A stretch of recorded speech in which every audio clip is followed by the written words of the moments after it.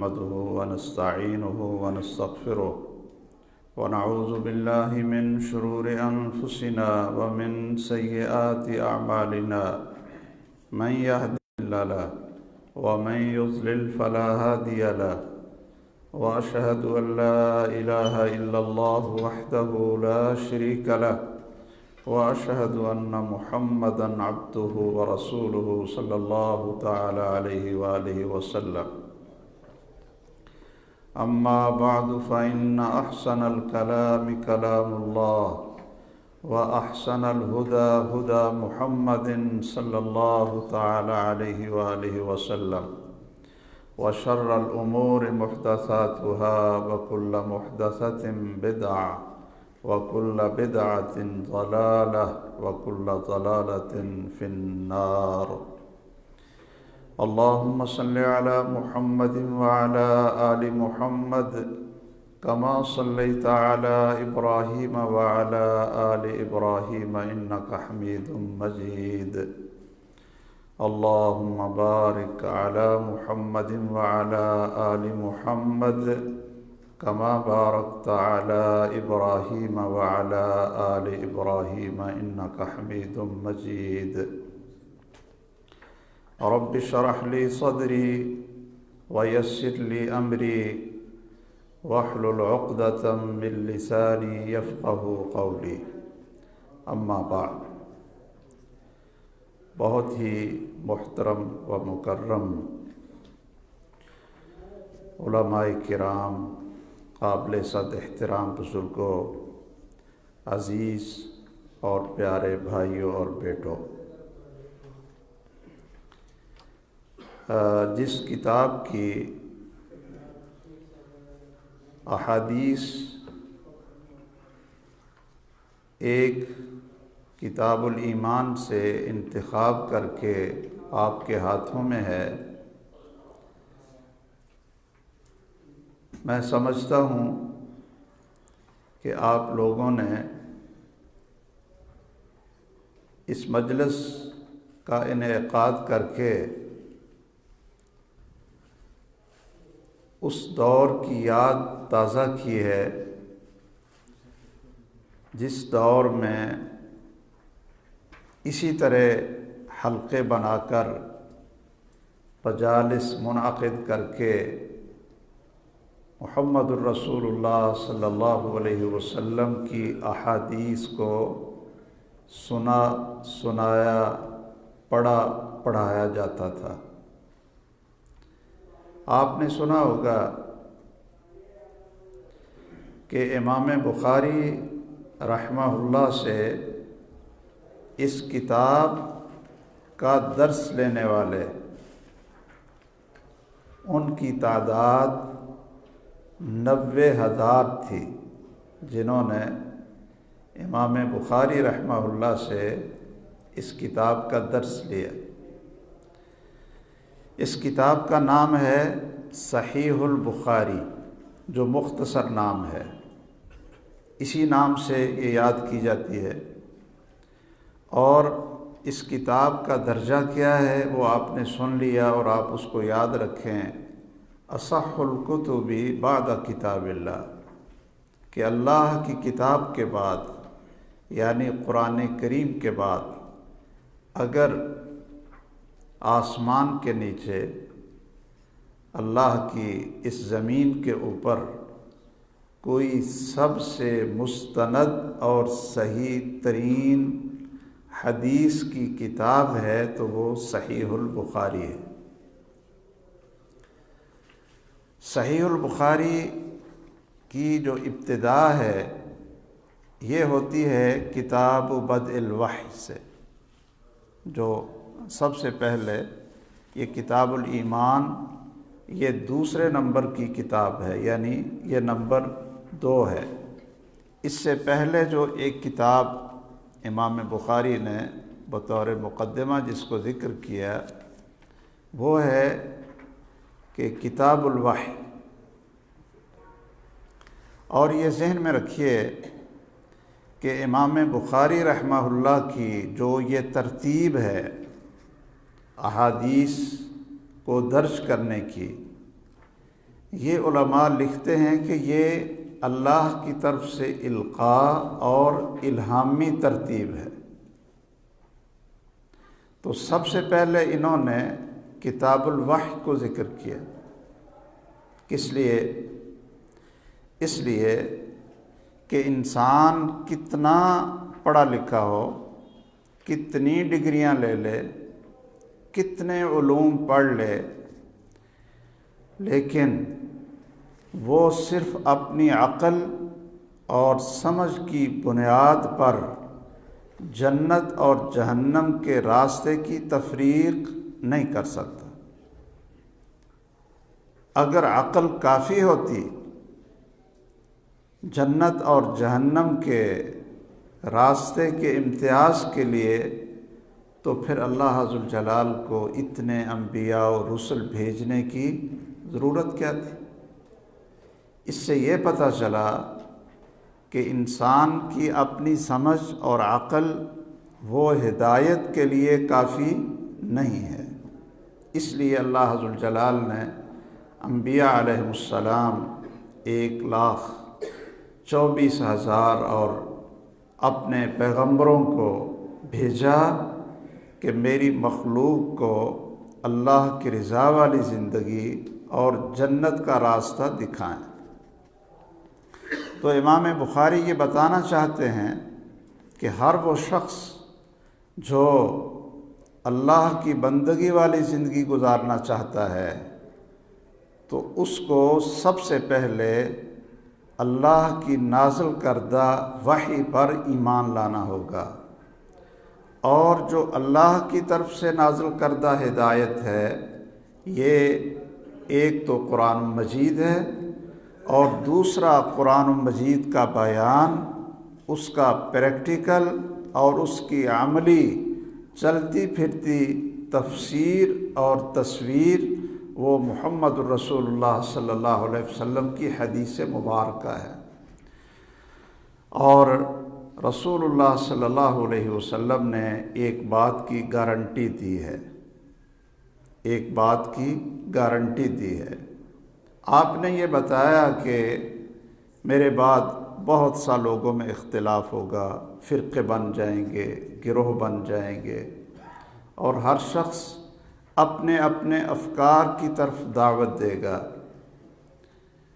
لیکن آپ نے جو گارنٹی سے بات کی وہ یہ کہا کہ ترکت فیکم امرین، کہ میں تمہارے اندر دو چیزیں چھوڑ کر جا رہا، دو چیزیں چھوڑ کر جا رہا، اور میں گارنٹی دیتا ہوں لن تضلوا، تم کبھی گمراہ نہیں ہوگے، ہر صورت گمراہ نہیں ہوگے اگر تم نے ان دونوں چیزوں کو مضبوطی سے تھام لیا، ان کو پڑھا، ان کو پڑھایا، ان کو سنا، سمجھا اور اپنی زندگی پر اس کو نافذ کیا۔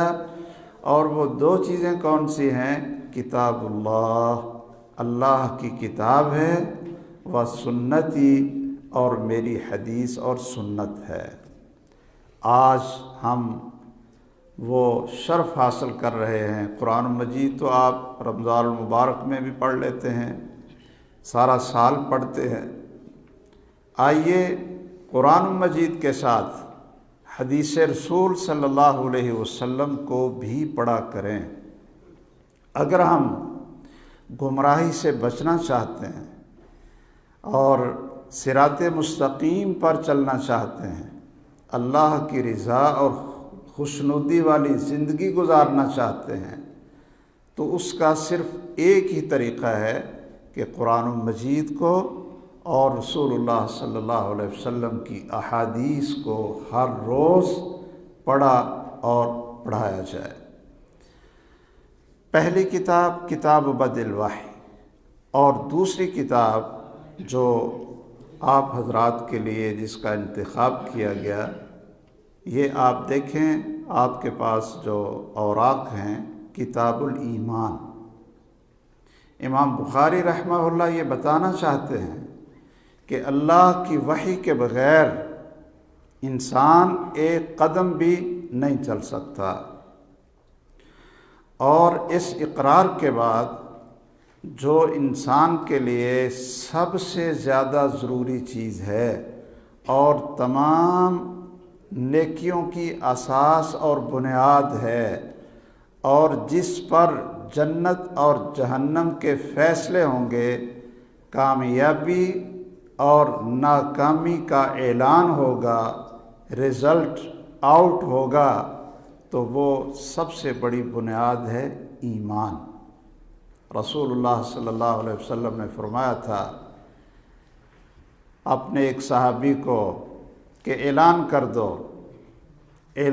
دو لا يدخل الجنت الا مؤمن، کہ جنت میں ایمان کے بغیر کوئی داخل نہیں ہو سکے گا۔ اور آپ جانتے ہیں کہ اگر انسان کے اندر ایمان نہ ہو تو نہ اس کی نماز قبول ہے، نہ اس کا وضو، نہ اس کے روزے، نہ اس کا حج، نہ اس کی زکوٰۃ، کوئی عمل اللہ ذوالجلال کو قبول ہی نہیں ہے جب تک یہ ایمان کی بنیاد انسان کے اندر نہ ہو۔ اور یہ بات بھی آپ اپنے ذہنوں میں بٹھاتے جائیں کہ اگر ہمیں اپنی جان کی قربانی دے کر، مال اور اولاد کی قربانی دے کر پوری دنیا کی دولت ایک طرف ہو اور ایمان کی دولت ایک طرف ہو، تو اگر اس کا آپ وزن کریں گے تو یاد رکھیے پوری دنیا کو ترازو میں رکھ کر دیکھ لیں، اپنی جان اور مال کو ترازو میں رکھ کر دیکھ لیں تو ایمان سے زیادہ قیمتی اور بھاری چیز کوئی نہیں۔ اور اللہ ذوالجلال اہل ایمان سے ایک خرید و فروخت کرتے ہیں، سودا کرتے ہیں۔ ان اللہ اشتری من المؤمنین انفسهم واموالهم بان لهم الجنہ، کہ جو ایمان لے آتے ہیں اللہ ذوالجلال ان سے کہتے ہیں کہ میرے ساتھ تم ایک سودا کر لو، کیا کہ اس ایمان کے ساتھ اپنی جان اور مال، اس میں میرا اختیار، اور اس کے بدلے میں تمہیں جنت عطا فرما دوں گا۔ تو آئیے اس کتاب الایمان کو سمجھنے کے لیے کہ ایمان کیا چیز ہے جو تمام اعمال کی بنیاد ہے، میں صرف 2 چیزیں عرض کرتا ہوں۔ یہ خلاصہ ہے ان تمام احادیث کا جو آج آپ پڑھیں گے اور ہم وہ جلدی پڑھتے جائیں گے۔ کیا کہ ایمان کیا چیز ہے؟ تو امام بخاری رحمہ اللہ ہمیں بتانا چاہتے ہیں کہ ایمان 3 چیزوں کا نام ہے۔ ایمان، یہ آپ امام بخاری کے الفاظ لکھ لیں، وہ فرماتے ہیں وَهُوَ قَوْلٌ وَعَمَلٌ۔ یہ آپ کے پاس لکھا ہوا نہیں ہے، آپ اس کو جو کتاب الایمان کا لفظ لکھا ہو نا آپ کے پاس، دیکھیے کتاب الایمان کا لفظ لکھا ہوا ہے، تو ایمان کے آگے آپ لکھ لیں، صرف یہ لکھ لو وَهُوَ قَوْلٌ وَعَمَلٌ، اور اس کے ساتھ آگے لکھ لو یزید و ینقص، یہ 4 لفظ لکھ لیں، یزید و ینقص۔ امام بخاری رحمہ اللہ ہمیں بتانا چاہتے ہیں کہ یہ سارے کے سارے ایمان کے مدعی ہیں کہ ہم مومن ہیں، تو اگر پوچھیں کہ ایمان ہے کیا، ایمان کیا ہے، اس کی تعریف کیا ہے، میرا خیال ہے کہ شاید آج پہلا ہی موقع ہوگا کہ ہمیں امام بخاری کی اس کتاب سے اس چیز کا پتہ چلے گا کہ ایمان کیا ہے۔ اس کے بعد کوئی آپ سے پوچھے، کوئی آپ سے یہ سوال کرے گا نا کہ ایمان کیا ہے، تو آپ یہ 4 لفظ بول دینا: قول و عمل یزید و ینقص۔ یہ پورے قرآن مجید اور محمد الرسول اللہ صلی اللہ علیہ وسلم کی احادیث اور تمام صحابہ کرام کے اجماع کا جو حاصل ہے وہ یہ ہے کہ ایمان کیا ہے؟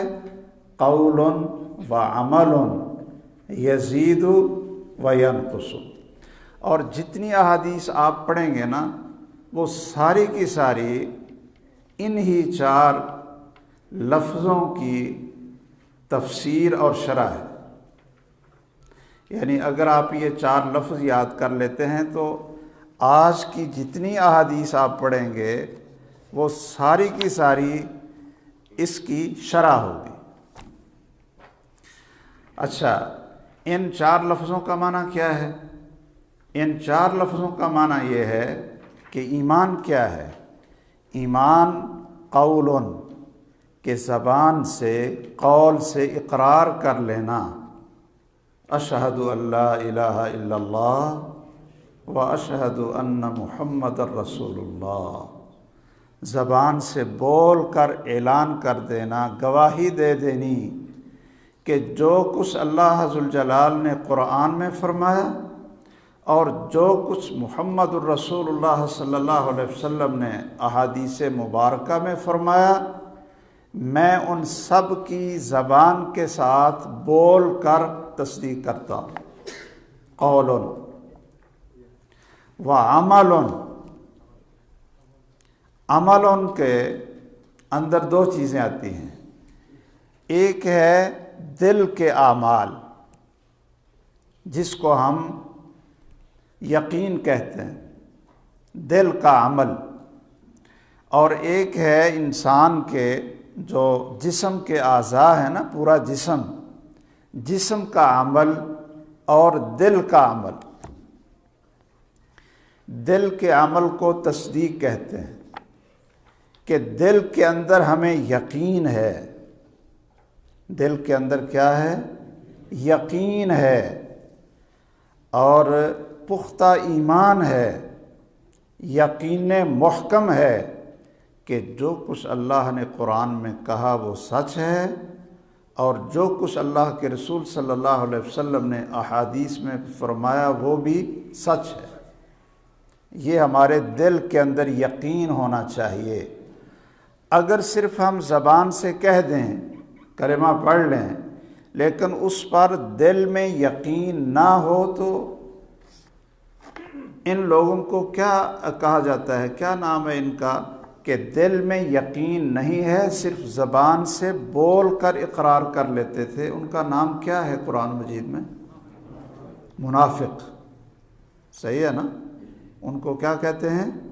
منافق، کہ زبان سے بولتے تھے اشہد ان لا الہ الا اللہ و اشہد ان محمد رسول اللہ، نماز بھی پڑھتے تھے، زکوٰۃ دیتے تھے، روزے رکھتے تھے، جسم کے اعمال کرتے تھے اور زبان کا عمل اقرار بھی کر لیتے تھے، لیکن دل کے اندر یقین نہیں تھا، تو وہ کیا تھے؟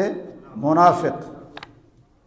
اچھا، ایک تیسری صورت ہے کہ دل میں تو وہ یقین کے دعوے دار ہوں اور زبان کے ساتھ بھی کہیں کہ جی جو کچھ قرآن میں اور اللہ کے رسول صلی اللہ علیہ وسلم کے فرامین میں ہے حق ہے، لیکن کبھی انہوں نے نماز ہی نہ پڑھی ہو، کبھی روزہ نہ رکھا ہو، کبھی زکوٰۃ نہ دی ہو، استطاعت کے باوجود کبھی حج نہ کیا ہو، اور جو اسلام کے بنیادی ارکان ہیں ان کو انہوں نے کبھی ادا نہ کیا ہو، نماز کی دعوت دیں تو وہ اس کا مذاق اڑائیں،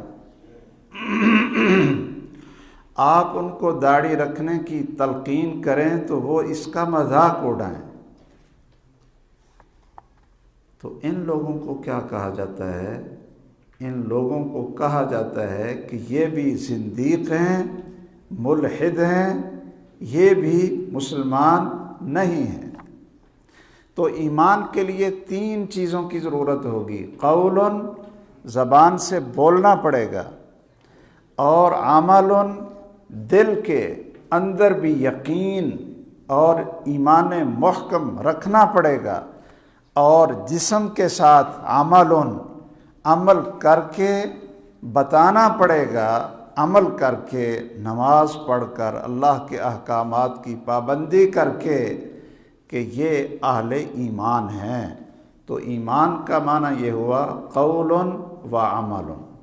دوسری بات امام بخاری رحمہ اللہ فرماتے ہیں یزید و ینقص، کہ ایمان زیادہ بھی ہوتا ہے اور کم بھی ہوتا ہے۔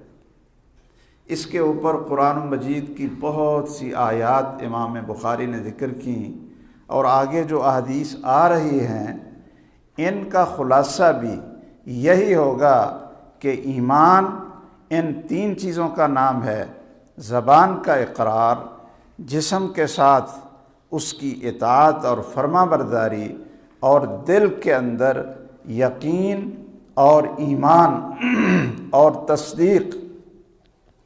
اور یہ بڑھتا بھی ہے اور کم بھی ہوتا ہے۔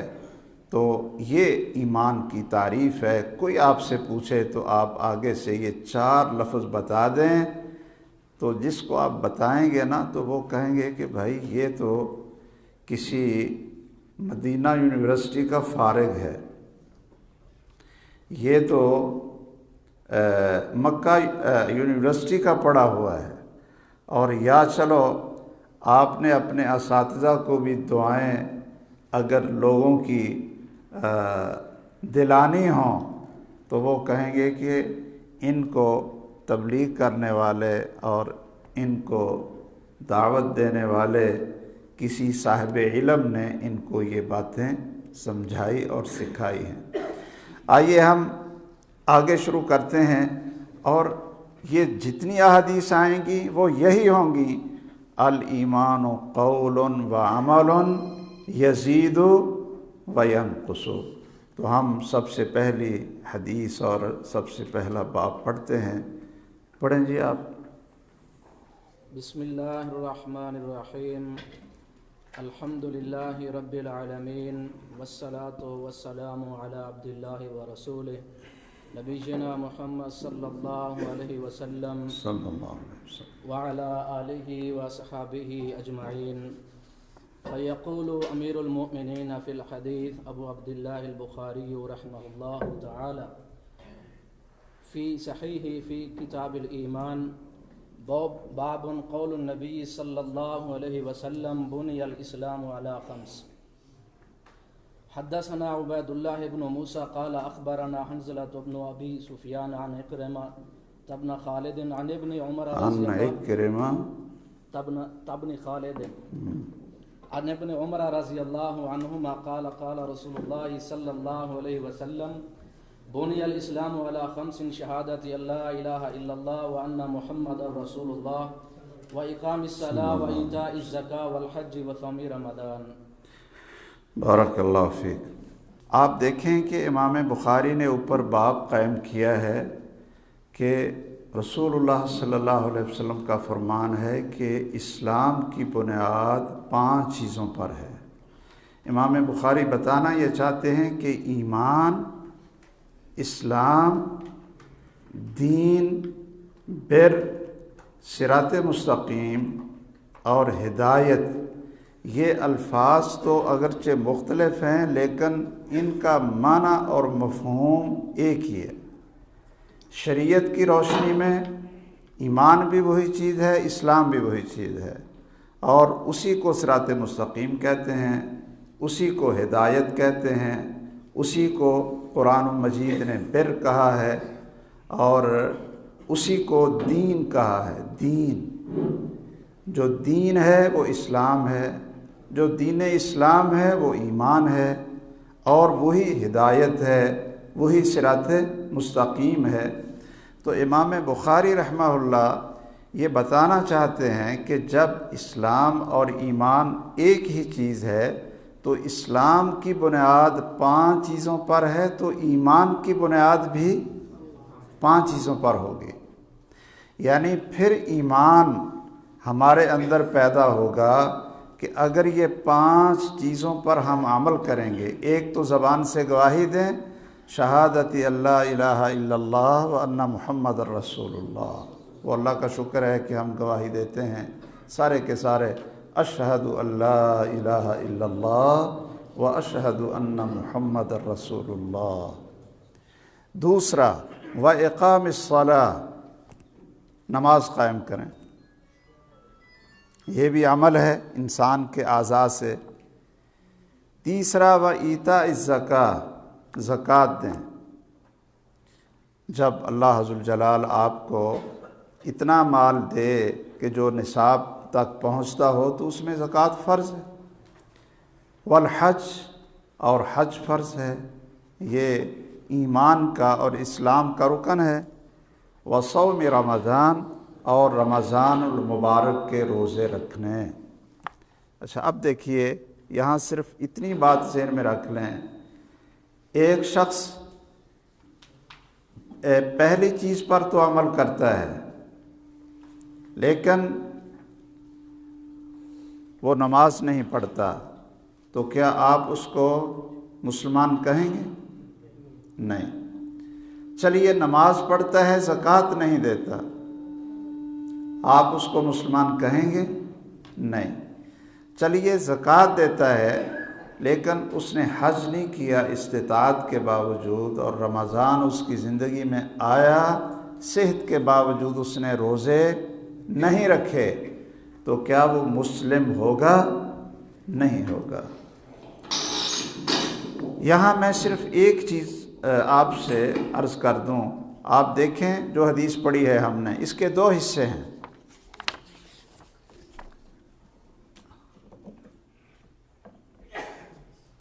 یہ ذرا آپ نا اپنی حدیث دیکھیں، یہ اسپیکر کو چھوڑیں، دیکھیے ذرا۔ امام بخاری فرماتے ہیں حدثنا عبید اللہ بن موسیٰ، یہاں سے لے کر قال رسول اللہ تک، اس کو کیا کہتے ہیں جی؟ یہ حدثنا یعنی امام بخاری اپنے استاذ کا نام لیتے ہیں، اور قال رسول اللہ تک درمیان میں جتنے نام آتے ہیں اس کو کیا کہتے ہیں؟ سند۔ اس کو کیا کہتے ہیں؟ سند۔ اور قال رسول اللہ صلی اللہ علیہ وسلم کے بعد جو آپ کے الفاظ شروع ہوتے ہیں اس کو کیا کہتے ہیں؟ متن۔ حدیث کا متن اور حدیث کی سند۔ تو یہاں یہ سبق یاد کر لیں کہ جو کوئی شخص آپ کو کوئی حدیث بتائے کہ رسول اللہ صلی اللہ علیہ وسلم نے یہ فرمایا، تو آپ کیا کریں؟ آپ ان سے کہیں کہ اس حدیث کی سند ہمیں بتاؤ، سند کہاں ہے؟ یہ چھت کے اوپر سیڑھی کے بغیر چڑھ سکتے ہیں؟ کیوں نہیں؟ چھت کے اوپر سیڑھی کے بغیر نہیں چڑھ سکتے۔ اچھا، قال رسول اللہ تک پہنچنے کے لیے یہ سیڑھی اور سند ضروری ہے۔ یہ آپ ذرا دیکھیں یہ کتنے نام ہیں درمیان میں قال رسول اللہ سے پہلے؟ ایک عبید اللہ بن موسیٰ، کیوں جی؟ دوسرے حنظلہ، تیسرے اکرمہ، کتنے ہو گئے؟ 3۔ چوتھے ان ابن عمر۔ ابن عمر کون ہیں؟ صحابی۔ تو یہ سند صحابی تک پہنچی، اور پھر صحابی نے کہا قال رسول اللہ صلی اللہ علیہ وسلم۔ اب حقیقت یہ ہے کہ اگر میں یہ بات یہ چیلنج سے کہتا ہوں کہ کوئی شخص آپ کو رسول اللہ کی حدیث سنائے تو آپ اس سے سند کا مطالبہ کرو کہ جی سند دو۔ کہ آپ کیسے پہنچ گئے قال رسول اللہ پر، پہلے جو درمیان میں سند ہے وہ کہاں ہے؟ اور اگر کوئی سند پیش نہ کر سکے تو آپ اس کو یہ سمجھ لیں کہ یہ شخص جھوٹا ہے، فراڈی ہے، اور آپ کے ایمان کا ڈاکو ہے، اور آپ کو گمراہی کے راستے پر لگانا چاہتا ہے۔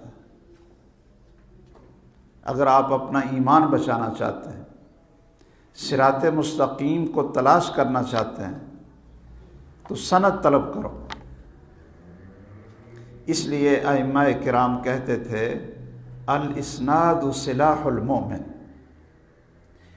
کہ جو مومن کا ہتھیار ہے اپنے ایمان کو بچانے کے لیے، ایک ہتھیار ہوتا ہے دشمن سے لڑنے کے لیے، آج کل یہ اسلحہ ہے، کلاشنکوف ہے، باقی چیزیں ہیں، اور ایک ہتھیار ہے اپنا ایمان بچانے کے لیے سلاح المومن، کہ ایمان والے کو اپنا ایمان بچانے کے لیے جو ہتھیار اس کے پاس ہونا چاہیے وہ کیا ہے؟ الاسناد، کہ ایک ہی وہ سبق یاد کر لے، کوئی بات کرتا ہے تو وہ کہیں جی اس کی سند بتاؤ۔ اب دیکھیے، میں اگر یہ حدیث بیان کروں کہ رسول اللہ صلی اللہ علیہ وسلم نے فرمایا کہ اسلام کی بنیاد 5 چیزوں پر ہے، ایک شہادت اللہ الہ الا اللہ وان محمد الرسول اللہ، دوسرا اقام الصلاۃ، تیسرا ایتاء الزکوٰۃ، چوتھا والحج، پانچواں وصوم رمضان، یہ رسول اللہ نے فرمایا۔ تو آپ مجھ سے پوچھیں گے جی اس کی سند کدھر ہے؟ ہمارے پاس تو ہتھیار ہے، ہم تو پرکھ لیتے ہیں کہ سچ کیا ہے، جھوٹ کیا ہے، اس کی سند بتاؤ۔ تو میں تو آرام سے کہہ دوں گا کہ دیکھیے جی صحیح بخاری میں لکھا ہے عبید اللہ، حنظلہ، اکرمہ، عبداللہ ابن عمر، یہ اس کی سند۔ تو جب سند پیش کر دیں گے تو آپ کہیں گے جی سمعنا واطعنا، مان لیا کہ واقعتاً یہ قال رسول اللہ، ہمارے پیارے محمد صلی اللہ علیہ وسلم کا فرمان ہے۔ تو یہ سند کا حصہ اور آگے متن کا حصہ، تو متن میں انہوں نے جو حدیث درج کی وہ آپ ترجمہ بھی پڑھ سکتے ہیں کہ اسلام کی بنیاد 5 چیزوں پر ہے۔ تو ایمان اور اسلام امام بخاری کے نزدیک ایک ہی چیز ہے، تو ایمان کی بنیاد بھی 5 چیزوں پر ہے، جس میں دل کی گواہی اور زبان سے اقرار اور اپنے جسم کے ساتھ باقی اعمال کو ادا کرنا ہے۔ آگے پڑھیں۔ باب امور الایمان۔ حدثنا عبد الله بن محمد قال حدثنا ابو عامر العقدي قال حدثنا سليمان بن بلال عن عبد الله بن دينار عن ابي صالح عن ابي هريره رضي الله عنه عن النبي صلى الله عليه وسلم قال الایمان بضع وستون شعبۃ والحیاء شعبۃ من الایمان۔ بارک اللہ فیک۔ یہ دوسرا باب ہے، اس میں بھی امام بخاری بتانے لگے ہیں امور الایمان، کہ ایمان کتنی چیزیں ہیں، کون کون سی چیزیں ہیں جو ایمان میں شامل ہیں۔ تو پہلے کیا ذکر کیا؟ سند۔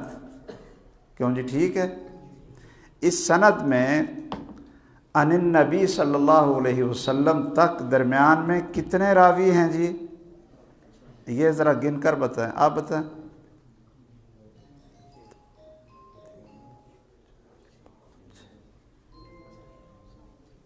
بھائی گن کتنے ہیں؟ 6۔ وہ پہلی جو سند تھی اس میں کتنے تھے؟ 4۔ اس میں کتنے ہیں؟ 6۔ یہ سند ہے۔ اچھا جی، کیا فرمایا رسول اللہ صلی اللہ علیہ وسلم نے؟ یہ آگے متن ہے۔ آپ نے فرمایا کہ ایمان صرف زبان کے اقرار کا نام نہیں کہ ایک چیز ہو، صرف دل کے یقین اور تصدیق کا نام نہیں، بلکہ کتنی چیزیں ایمان ہیں؟ نہیں 60 نہیں، 60 سے اوپر۔ بضعن، یہ بضعن کا یہاں ترجمہ کیا کیا ہے آپ کے مترجم نے، ایمان کی 60 سے کچھ اوپر شاخیں ہیں۔ یہ جو بضعن کا لفظ ہے نا، ستونہ کا معنی 60 ہے، اور بضعن کا جو لفظ ہے یہ 3 سے لے کر 9 تک بولا جاتا ہے، 3 سے لے کر 9 تک بولا جاتا ہے، یعنی 63 سے 69 تک تقریباً ایمان کی شاخیں ہیں۔ اور ان ایمان کی شاخوں میں جو سب سے اونچی شاخ ہے وہ کون سی ہے؟ لا الہ الا اللہ۔ اور جو سب سے ادنیٰ، سب سے کم درجے والا ایمان ہے وہ کیا ہے؟ اماطۃ الاذی عن الطریق، کہ راستے میں چلتے ہوئے اگر کوئی اینٹ پڑی ہے، کوئی کانٹا پڑا ہے، کوئی نقصان دینے والی کوئی چیز ہے تو اس کو راستے سے ہٹا دیں، یہ بھی کیا ہے؟ ایمان۔ یہ ایک عمل ہے نا، یہ بھی ایمان ہے۔ یہ 60 سے اوپر چیزیں یہ کون سی ہیں؟ رسول اللہ صلی اللہ علیہ وسلم نے اپنی احادیث مبارکہ میں یہ گن کر نہیں بتائیں، لیکن جب ہم آگے احادیث پڑھتے جائیں گے نا تو یہ چیزیں ان میں آتی جائیں گی۔ 5 چیزیں تو پیچھے گزر گئیں، ٹھیک ہے نا۔ اور یہ جو الحیاء شعبۃ من الایمان، کہ انسان کے اندر حیا ہو، شرم ہو۔ شرم اور حیا کسے کہتے ہیں؟ کیوں جی؟ شرم اور حیا کسے کہتے ہیں؟ کہ جب ہمارے سامنے ہمارے ماں ہوں، باپ ہوں تو ہم غلط حرکت نہیں کرتے، سامنے استاد ہو تو ہم شرارت نہیں کرتے، ایسے ہی ہے جی۔ اب تو آپ بڑے ہو گئے ہیں لیکن اسکول وغیرہ پڑھتے ہی رہے ہوں گے نا، سامنے استاد ہو تو بچے شرارت نہیں کرتے، شرماتے ہیں۔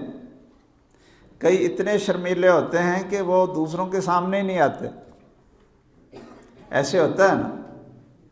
اچھا، الحیا، کہ انسان کے اندر، انسان کو بے شرم نہیں ہونا چاہیے، اللہ سے بھی حیا ہو۔ سب سے زیادہ کس سے حیا ہو؟ اللہ سے۔ کوئی شخص اگر اکیلا کمرے میں ہے اور وہ ایسا کام کرنے لگا ہے کہ اگر کھڑکی سے بلی کی حرکت ہو جائے تو وہ فٹ اپنے موبائل کو دبا دیتا ہے کہ کوئی دیکھ نہ لے، کیوں جی؟ دروازہ تھوڑا سا کھلنے لگے تو وہ فٹ وہ ایسے کر دیتا ہے کہ امی نے دیکھ لیا تو ابو نے دیکھ لیا کہ میں کیا دیکھ رہا ہوں، تو وہ نا ان سے شرماتا ہے، استاد سے شرماتا ہے۔ تو اللہ دیکھ رہا ہے تو اللہ سے نہیں شرماتا ہے، کیوں جی؟ یہ حیا اللہ سے بھی ہونی چاہیے۔ اسی لیے جو نیک لوگ تھے نا وہ کہتے تھے، او بھائی ایسی جگہ پر چھپ کر گناہ کرو، بے حیائی کا کام کرو، ایسی جگہ پر چھپ جاؤ، کہیں دور نکل جاؤ کہ جہاں آپ کو اللہ نہ دیکھتا ہو۔ کیوں جی؟ کوئی جگہ مل جائے گی؟ نہیں ملے گی۔ تو امام بخاری رحمہ اللہ بتانا چاہتے ہیں کہ ایمان کے اندر یہ 60 سے اوپر چیزیں آتی ہیں، صرف دل کے تصدیق کا نام یا زبان سے کہہ دینے کا نام ایمان نہیں ہے۔ ان چیزوں کو اختیار کریں گے تو ایمان ہمارے اندر آئے گا، کامل ایمان آئے گا۔ اور حیا کا الگ ذکر اس لیے کیا کہ حیا اور شرم جو ہے یہ اگر انسان کے اندر شعوری طور پر آ جائے تو یہ انسان کے ایمان کو کامل بنانے کے لیے بہت کارآمد ہے کہ اللہ سے بھی شرم ہو، بڑوں سے بھی شرم ہو، اور اس بات سے بھی شرم ہو کہ قیامت کے دن جب محمد الرسول اللہ صلی اللہ علیہ وسلم کے ہاتھ سے کوثر کا پانی پینے کے لیے ہم آگے بڑھیں گے، حوض کوثر کا پانی پینے کے لیے، اور آپ کو فرشتے یہ کہہ دیں، اعلان ہو جائے کہ اے محمد صلی اللہ علیہ وسلم، ان لوگوں نے کلمہ تو پڑھا تھا لیکن آپ کے دین کو بدل کر رکھ دیا تھا۔ ایک سنن ابن ماجہ میں حدیث ہے، رسول اللہ صلی اللہ علیہ وسلم فرماتے ہیں، میری امت کے لوگوں، ظاہر ہے کہ صحابہ تو رضی اللہ عنہم ورضوا عنہ، وہ سب جنتی تھے، یہ خطاب تو اصل میں ہمارے لیے ہے، ہم جیسے گناہ گار اور سیاہ کاروں کے لیے ہے۔ آپ نے فرمایا یہ بڑا سخت جملہ ہے، ذرا غور سے سنو، کہا لا تسودوا وجہی یوم القیامہ، او میری امت کے لوگوں، او میری امت کے لوگوں، قیامت کے دن مجھے اللہ کے سامنے شرمندہ نہ کر دینا۔ یہ شرمندہ والا لفظ میں ذرا محتاط بول رہا ہوں، اس لفظ کا جو لفظی معنی ہے، او میری امت کے لوگوں، کہیں اللہ کے سامنے قیامت کے دن میرے چہرے پر کالک نہ مل دینا کہ میں کہوں یہ میرے ہیں اور اللہ ذوالجلال کہیں کہ نہیں یہ تیرے نہیں ہیں۔ کیسی بات! تو حیا جو ہے نا جی، یہ اپنے اندر ہمیں پیدا کرنی چاہیے۔ آگے پڑھیں جی۔ باب المسلم من سلم المسلمون من لسانه ويده حدثنا آدم بن ابي اياس قال حدثنا شعبة عن عبد الله بن ابي السفر واسماعيل بن ابي خالد عن الشعبي عن عبد الله بن عمرو رضي الله عنهما عن النبي صلى الله عليه وسلم قال المسلم من سلم المسلمون من لسانه ويده والمهاجر من هاجر ما نهى الله عنه قال ابو عبد الله وقال ابو معاوية حدثنا داود عن عامر قال سمعت عبد الله عن النبي صلى الله عليه وسلم وقال عبد الأعلى عن داود عن عامر عن عبد الله عن النبي صلى الله عليه وسلم۔ امام بخاری عنوان قائم کرتے ہیں کہ مسلمان صرف وہ نہیں ہوتا کہ زبان سے کلمہ پڑھ، نماز بھی پڑھ لے، زکوٰۃ بھی دے دے، روزے بھی رکھ لے، اور کہے جی میں تو میرے جیسا تو کوئی مسلمان ہی نہیں۔ کہا مسلمان وہ ہوتا ہے من سلم المسلمون من لسانہ ویدی، کہ جتنے دوسرے مسلمان ہیں اس کے ہاتھ اور زبان سے محفوظ رہیں، وہ مسلم ہے۔ وہ مسلم ہے جس کی زبان اور ہاتھ سے مسلمانوں کو تکلیف نہ پہنچے۔ تو امام بخاری رحمہ اللہ نے پہلے یہ سند ذکر کی، سند جو مومن کا ہتھیار ہے، اور آگے رسول مکرم صلی اللہ علیہ وسلم کا فرمان نقل کیا۔ کیا کہا آپ نے؟ المسلم، کیوں جی ہم بھی اللہ کی توفیق سے مسلم ہیں نا، ہاں جی الحمدللہ۔ تو سن لیجئے کہ یہ مسلم کون ہے، پڑھیے نیچے ترجمہ، المسلم، مسلمان وہ ہے من سلم المسلمون من لسانہ ویدی، کہ جس کی زبان اور ہاتھ سے مسلمان بچے رہیں۔ اس کا معنی یہ ہوا کہ جو اپنے ہاتھ سے کسی مسلمان کو تکلیف دیتا ہے، زبان سے دیتا ہے، پاؤں سے دیتا ہے، اشارے سے اپنے مسلمان کو تکلیف دیتا ہے، وہ مسلم نہیں ہے، یعنی کامل مسلم نہیں ہے، وہ مسلم نہیں ہے۔ تو آگے ایک بہت عظیم جملہ آپ نے بولا، والمہاجر من ہجر ما نہی اللہ عنہ۔ مہاجر کسے کہتے ہیں؟ لوگ سمجھتے تھے کہ اگر اپنا وطن چھوڑ کر کسی دین اور ایمان والے وطن میں، دیس میں چلے جائیں تو مہاجر بن جائے گا۔ تو آپ نے فرمایا کہ یہ تصور بڑا کمزور ہے، سنو مہاجر کون ہے۔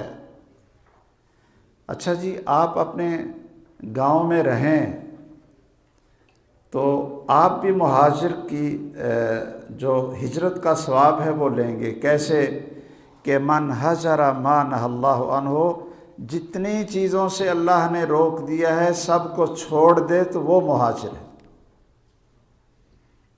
اس سے ہمیں پتہ چلا کہ مومن، مسلم مہاجر یہ سارے کے سارے دین کے اندر ہی آتے ہیں، تو یہ سارے اعمال کیا ہیں؟ اسلام اور ایمان کے اعمال ہیں۔ آگے وہ سند کا انہوں نے کچھ تھوڑا سا لفظوں کا اختلاف نقل کیا ہے جو علماء کے لیے ہوتا ہے۔ ہاں جی، باب ای الاسلام افضل۔ حدثنا سعید بن یحییٰ بن سعید القرشی قال حدثنا ابی قال حدثنا ابو بردۃ بن عبد اللہ بن ابی بردۃ عن ابی بردۃ عن ابی موسیٰ رضی اللہ عنہ قال قالوا یا رسول اللہ ای الاسلام افضل قال من سلم المسلمون من لسانہ و یدہ۔ امام بخاری یہ عنوان قائم کرتے ہیں، اوپر دیکھیے، ای الاسلام افضل، کہ اسلام میں تو بہت ساری چیزیں ہیں، مسلمانوں کے اندر تو بہت سارے اعمال آنے چاہیے، ان اعمال میں سب سے افضل کون سا مسلم ہوگا، سب سے اونچے درجے والا مسلم کون سا ہوگا؟ تو پہلے سند ذکر کی، اس میں کتنے آدمی ہیں سند میں؟ ایک سعید ہے اور ان کے والد ہیں یحییٰ، تیسرے ابو بردہ ہیں، چوتھے پھر ابو بردہ ہیں ان کے دادا، اور پانچویں ابو موسیٰ ہیں، یہ سند ہے۔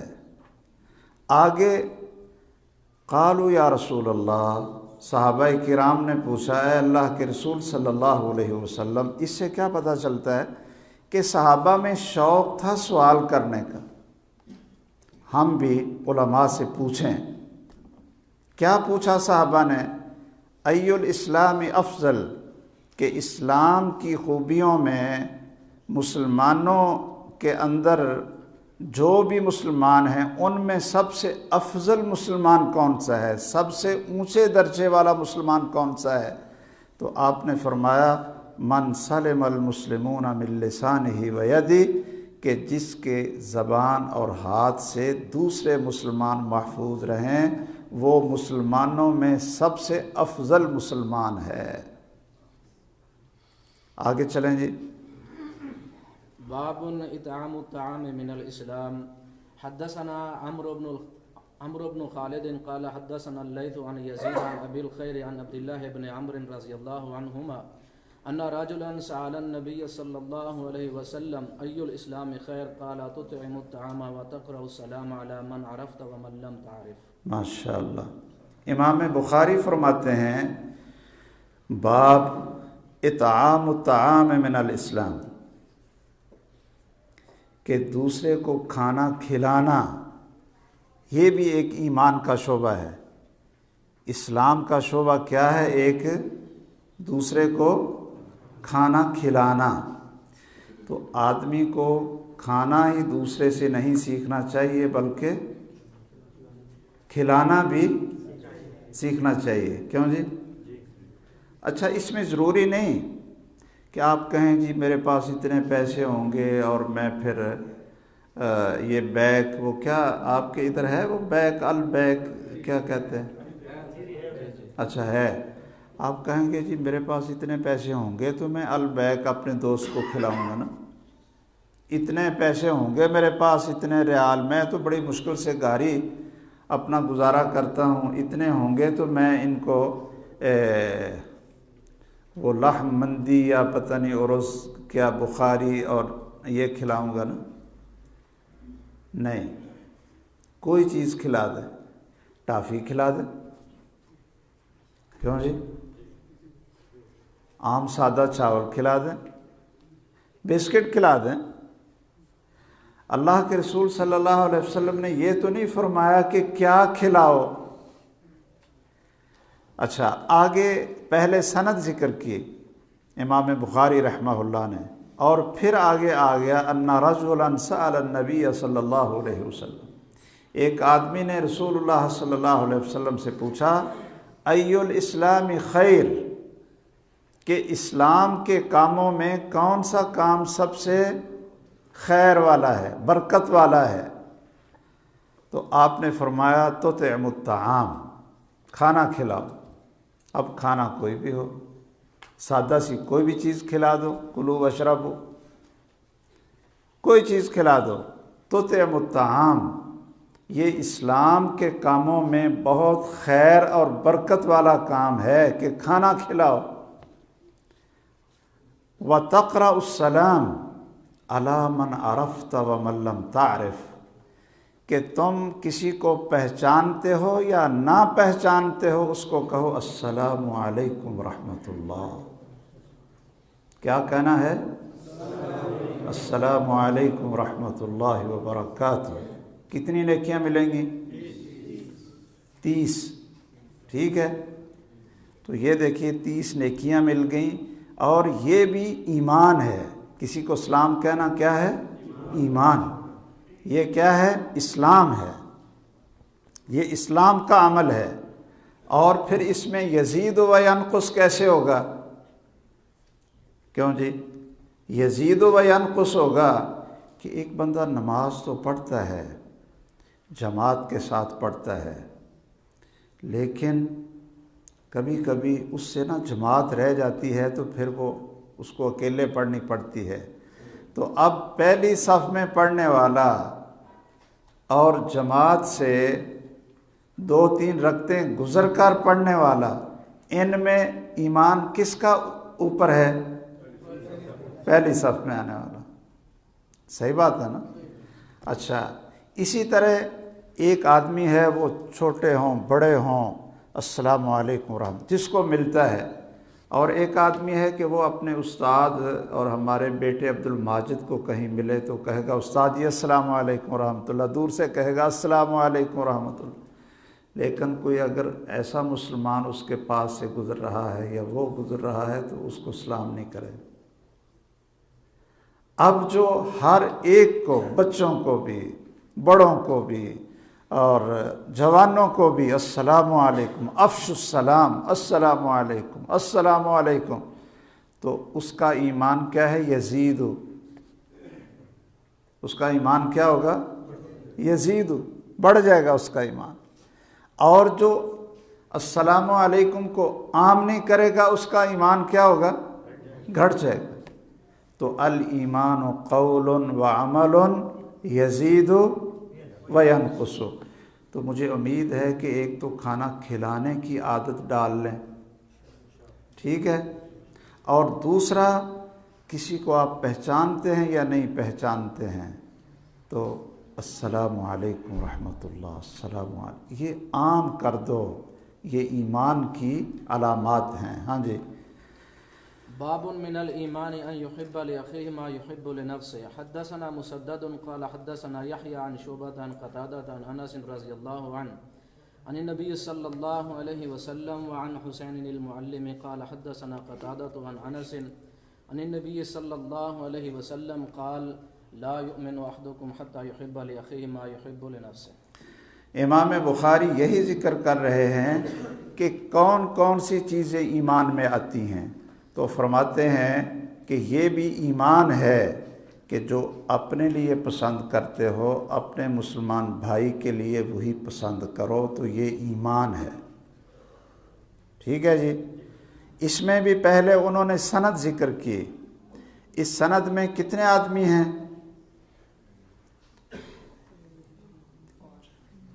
کیوں جی کتنے ہیں؟ 5 ہے نا جی، 5۔ یہ سند ہے، ہتھیار ہے۔ آگے پھر یہ آ گیا عن النبی صلی اللہ علیہ وسلم۔ آپ نے کیا فرمایا؟ ذرا غور کر لیں۔ لا یؤمن احدکم حتی یحب لاخیہ ما یحب لنفسہ۔ کوئی شخص ایماندار نہ ہوگا، اوپر دیکھ لیں، کوئی شخص ایماندار نہ ہوگا جب تک اپنے بھائی کے لیے وہ نہ چاہے جو اپنے نفس کے لیے چاہتا ہے۔ اچھا جی، میں اپنے لیے چاہتا ہوں کہ مجھے کوئی گالی نہ دے، کیوں جی؟ تو پھر ہمیں بھی دوسرے کو گالی نہیں دینی چاہیے۔ میں اپنے لیے چاہتا ہوں کہ کوئی شخص مجھے خرید و فروخت میں 2 نمبر مال نہ دے، مجھے دھوکہ نہ دے، تو مجھے اپنے دوسرے مسلمان بھائی کو بھی دھوکہ نہیں دینا چاہیے۔ میں چاہتا ہوں کہ میرے کوئی عیب نہ بیان کرے، میری چغلیاں نہ کرے۔ یہ میں اور آپ ہم سب چاہتے ہیں نا جی، کیوں جی؟ اچھا، تو پھر دوسرے کی چغلیاں پھر ہم کیسے کرتے ہیں؟ میں چاہتا ہوں کہ ہر شخص میری عزت کرے، تو اسی طرح مجھے یہ بھی چاہیے کہ میں سب کی عزت کروں۔ میں چاہتا ہوں کہ کوئی شخص میری بچیوں کا، بیٹیوں کا، میری بیوی کا، میری بہن کا، میرے خاندان کا کوئی عیب ذکر کر کے مجھے گالی اور بدنام نہ کرے۔ کیوں جی؟ ایسے ہی ہم سب یہ چاہتے ہیں نا۔ تو اور میں جب بیٹھوں اور میں جو ہے نا وہ اپنا جو کوئی بھی مسلمان بھائی ہے، خاندان کا ہے، نہ اس کی بہن کی عزت چھوڑوں، نہ اس کی بیوی کی چھوڑوں، نہ اس کے خاندان کی چھوڑوں، نہ اس کے بچوں کی چھوڑوں۔ آپ ذرا اس پر غور کریں۔ اچھا، میں چاہتا ہوں کہ جو میرا حق ہے وہ مجھے ملے، کیوں جی؟ تو کیا دوسرے کا حق آپ اس کو دینے کے لیے تیار ہیں؟ اگر تیار ہیں تو پھر مومن ہیں، اگر تیار نہیں ہیں تو پھر مومن نہیں ہیں۔ دیکھیے کیسے تربیت کر رہے ہیں امام بخاری ہماری، کہ تمہارے اندر ایمان کیسے پیدا ہو، تم مسلمان کیسے بنو گے؟ اچھا جی، میرا کسی کے پاس کیس چلا جاتا ہے تو میں کیا چاہتا ہوں کہ مجھے انصاف ملے، کیوں جی؟ ایسے ہی میں خود اپنے لیے کیا چاہتا ہوں کہ مجھے انصاف ملے۔ اب آپ کا کیس میرے پاس آ گیا تو مجھے کیا کرنا چاہیے؟ انصاف دینا چاہیے۔ یہ ایمان ہے۔ اگر میں انصاف نہیں دوں گا تو یہ ایمان نہیں ہے۔ اچھا چلیے، میں ذرا ایک اور بات عرض کرتا ہوں، تو ناراض نہیں ہونا۔ میں چاہتا ہوں کہ میری بیٹی اگر کسی کے گھر چلی جائے، کسی کی بہو بن جائے، کسی کی بیوی بن جائے، تو اس کے ساتھ اچھا سلوک ہو۔ میں اپنی بیٹی کے لیے چاہتا ہوں کہ نہیں؟ اچھا، تو جب کسی کی بیٹی آپ کی بہو بن جائے یا آپ کی بیوی بن جائے تو پھر آپ کو اس کے ساتھ کیا کرنا چاہیے؟ کیوں جی؟ حسن سلوک کرنا چاہیے کہ نہیں؟ یہ حدیث ایک ایسی معاشرتی زندگی کے تمام پہلوؤں کو شامل ہے۔ آپ اسی ایک حدیث کو یاد کر کے عمل کر لینا تو ہمارے گھریلو جتنے مسائل ہیں وہ حل ہو جائیں اور معاشرہ اخوت، محبت اور پیار کا معاشرہ بن جائے، اگر صرف یہی حدیث آپ بھائی یاد کر لیں۔ امید ہے کہ آپ اس کو یاد کریں گے۔ ایک اور حدیث ہم پڑھ لیتے ہیں تو پھر انشاءاللہ ایک تمہید اور چال بن گئی ہے۔ کیوں جی؟ کافی اتنی آج؟ ہاں، تو یہ ایک نا چال بن گئی ہے، تو کل انشاءاللہ یہ باتیں اگر آج آپ یاد رکھیں گے نا کہ ایک تو ایمان کسے کہتے ہیں، اس کی تعریف وہ میں نے کل پوچھ لینی ہے۔ آپ ڈرے نہیں، میں ان سے پوچھ لوں گا نا جو ذرا آگے آگے بیٹھے ہوئے ہیں۔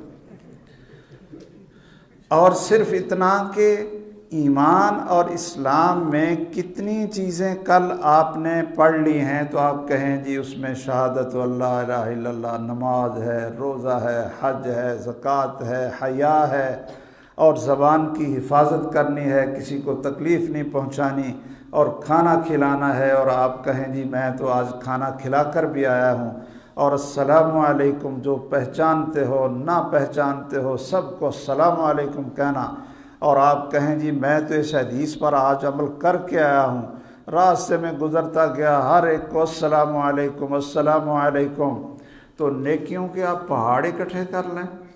وہ ہم فیصل آباد میں جب ہم جاتے تھے وہاں ایک باغ جناح ہے، تو وہاں صبح صبح فجر کی نماز کے بعد سیر کرنے کے لیے، تھوڑی سی ایکسرسائز کرنے کے لیے، یہ میرے شاگردوں کو پتہ ہے کہ میں اپنے شاگردوں سے زبردستی کہتا تھا کہ بھئی آپ فجر کی نماز کے بعد نکلو اور دوڑو اور اپنی صحت بناؤ۔ تو وہاں باغ میں نا ایک بابا جی تھے، وہ بڑے تیز چلتے تھے، اور جو بھی کوئی گزرتا نا السلام علیکم ورحمۃ اللہ، پورے چکروں میں وہ السلام علیکم ورحمۃ اللہ، السلام علیکم ورحمۃ اللہ۔ تو جس دن وہ السلام علیکم ورحمۃ اللہ کی آواز نہیں آتی تھی تو سارے ایک دوسرے سے پوچھتے تھے کہ وہ بابا جی السلام علیکم ورحمۃ اللہ والے آج آئے نہیں ہیں جی؟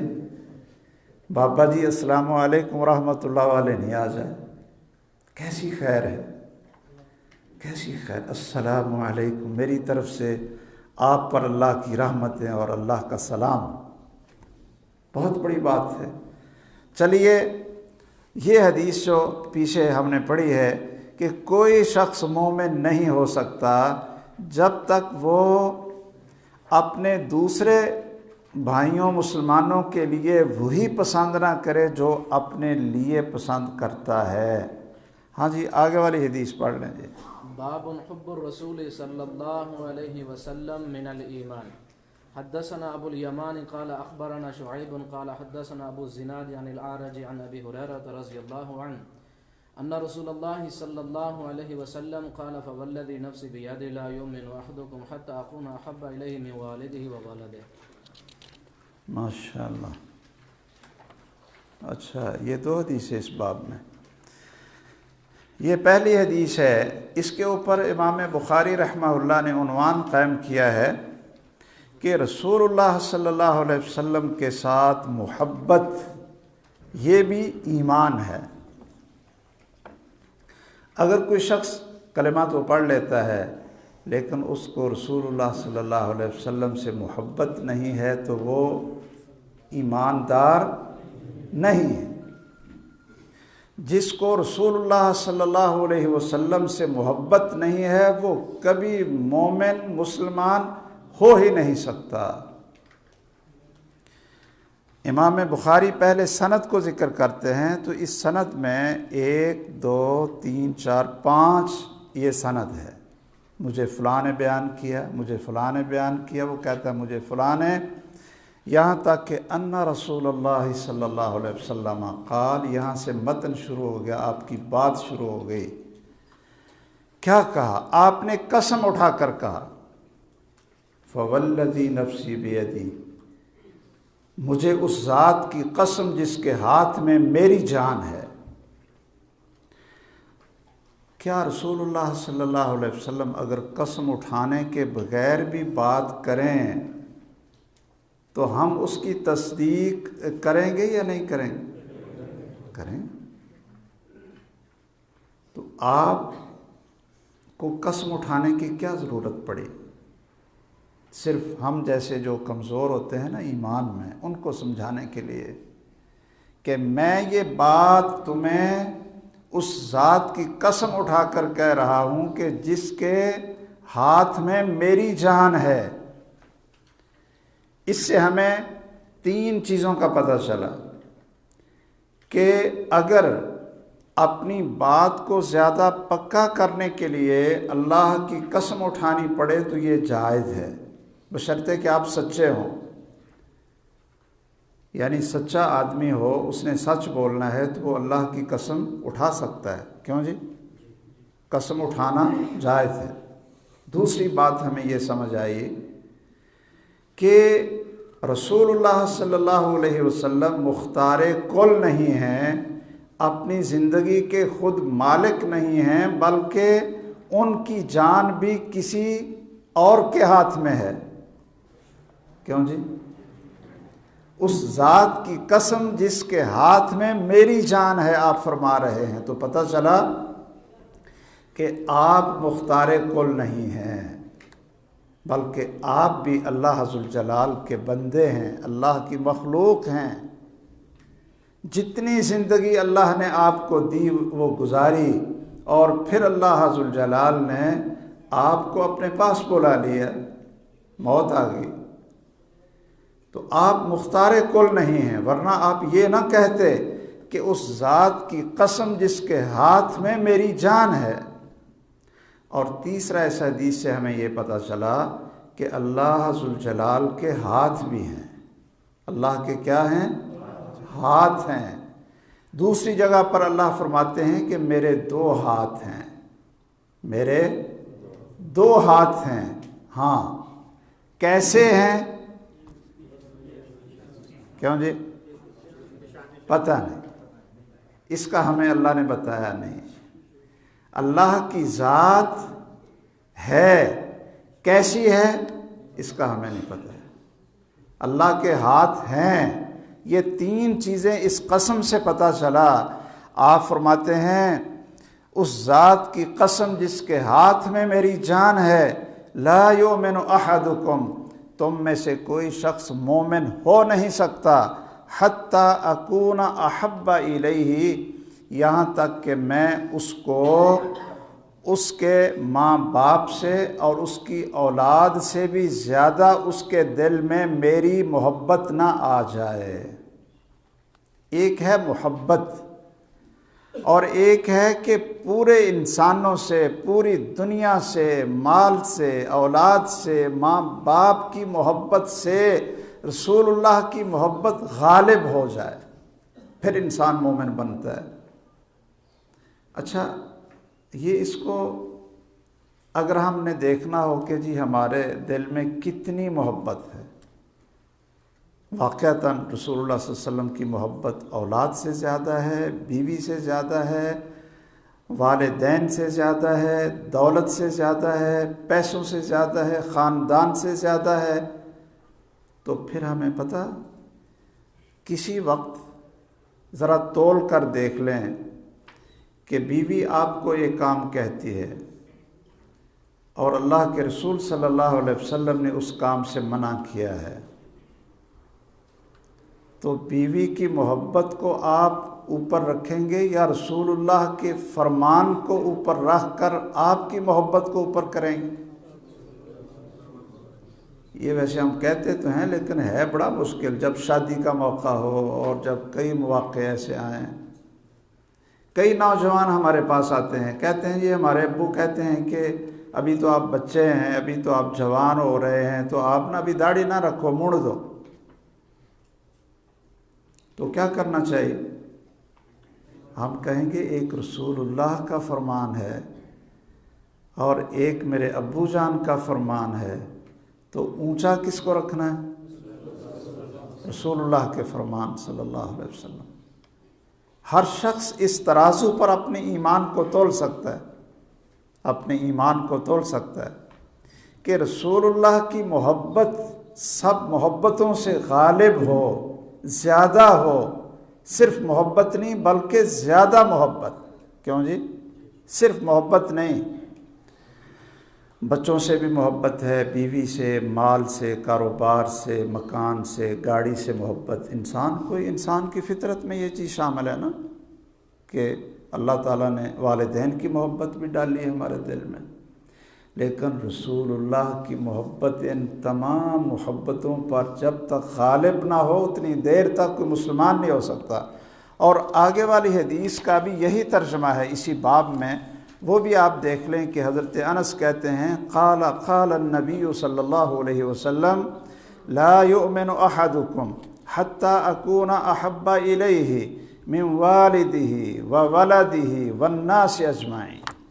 پوری دنیا کی محبت ایک طرف ہو اور اللہ کے رسول صلی اللہ علیہ وسلم کا فرمان ایک طرف ہو تو ایمان پھر بنتا ہے۔ اگر ہم سب روٹھ جائیں لیکن محمد صلی اللہ علیہ وسلم ہم سے نہ روٹھیں۔ کیوں جی؟ یہ کیا ہے؟ یہ ایمان ہے۔ تو امام بخاری اصل میں یہ بتانا چاہتے ہیں کہ ایمان صرف زبان سے کہہ دینے کا نام یا دل میں یقین کا نام نہیں ہے، بلکہ یہ عمل اس میں شامل ہو کہ رسول اللہ صلی اللہ علیہ وسلم کی محبت تمام محبتوں پر غالب ہو۔ اور پھر یزید و ینقص کہ بعض لوگوں کو آپ نے دیکھا ہوگا کہ ماشاءاللہ ان کی زندگی رسول اللہ صلی اللہ علیہ وسلم کی سنت، حدیث اور محبت میں سب سے غالب ہوتی ہے، وہ کسی کی پرواہ نہیں کرتے۔ اب یہ ہے یزید، یہ کون ہیں؟ اونچے درجے والے۔ اور کچھ ایسے ہیں کہ وہ جب یہ خطرہ پیدا ہو جائے نا کہ کہیں بیگم صاحبہ روٹھ نہ جائیں، اور کہیں جو بھائی اور خاندان ہیں تو وہ پھر نا نرمی پیدا کر دیتے ہیں۔ کیا کرتے ہیں؟ نرمی پیدا کر دیتے ہیں۔ تو یہ ایمان کیا آ گیا؟ ینقص، یہ ایمان پھر نیچے آ گیا۔